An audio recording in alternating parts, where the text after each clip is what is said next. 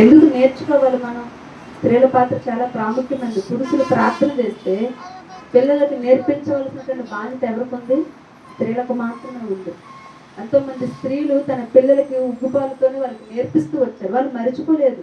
అన్న దేవుడి ఎదుట కూర్చొని వాగ్దానం దేవుడి దగ్గర నిబంధన చేసుకుంది. నిబంధన చేసుకున్నప్పుడు దేవుడు సమూయేలును అనుగ్రహించినప్పుడు అన్న నిబంధన మర్చిపోలేదు. అన్న 4 రోజులు నాకు కుమారుడు ఇచ్చాడు, గెంతులు వేయలేదు. అన్న నాకు నా దేవుడు నా నిందను తొలగించాడని గెంతులు వేసి కూర్చోలేదు.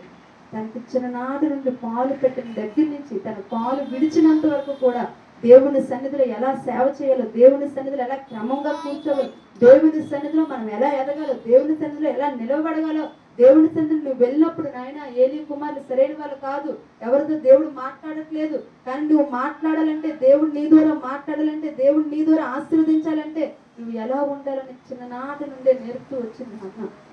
హల్లెలూయా. మనం నేర్పించాలి. పిల్లలకి నేర్పిస్తే కానీ రావు. పిల్లల్ని ఎక్కడ తీసుకెళ్ళాలని మనం కనిపెట్టాలి. అది మన బాధ్యత. స్త్రీలుగా మనం కనిపెట్టవలసిన బాధ్యత. వారు ఆరాధన చేస్తున్నారా లేదా, వారు పాటలు పాడుతున్నప్పుడు ఎలా వాళ్ళు బిహేవ్ చేస్తున్నారు, వాళ్ళు క్లాప్స్ కొడుతున్నారా లేదా, వారు దేవుని సన్నిధిలో సరిగా ఉంటున్నారా లేదా, దేవుని సన్నిధిలో వింటున్నారా లేదా. అందుకని మనం వాళ్ళు నిరంతరం గమనించి వారికి ఇంటి దగ్గరికి వెళ్ళి చెప్పవలసిన బాధ్యత మనకుంది. వాళ్ళ వల్ల చక్కగా కూర్చుంటారు. కొంతమంది పిల్లలు ఎలా వచ్చారంటే చర్చిలో వదిలేస్తారు. అంటే చర్చిలో వదిలేస్తారంటే తప్పుగా అనట్లేదు. చిన్నప్పుడు వాళ్ళకి పక్కనే ఇతరులతో మాట్లాడడం, ఇతరులతో అల్లరి చేయించడం, ఇతరుల్ని డిస్టర్బ్ చేసే వాళ్ళుగా ఉంటారు.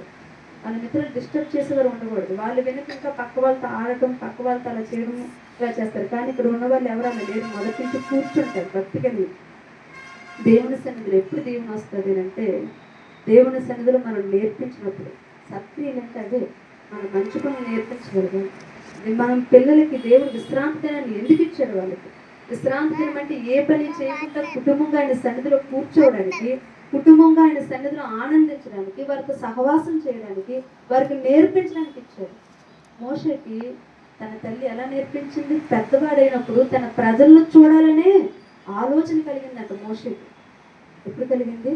తన పెద్దవాడైనప్పుడు తన ప్రజలను చూడాలనే ఆలోచన ఆయనకు కలిగిందంట. ఎలా కలిగింది మోషేకి? మోషేకి ఎలా తెలుసు అసలు తన ప్రజలని? మోషే ఏమో ఫరో కుమార్తెగా పెంచబడ్డానికి ఆమెకి ఇచ్చేది కదా ఆమె. మరి అలాంటప్పుడు మోషేకి ఎవరు చెప్పారు? మోషేకి ఫరో కుమార్తె చెప్తుందా? చెప్పదు కదా. ఈ మాటలు ఎవరు చెప్పుకుంటారు?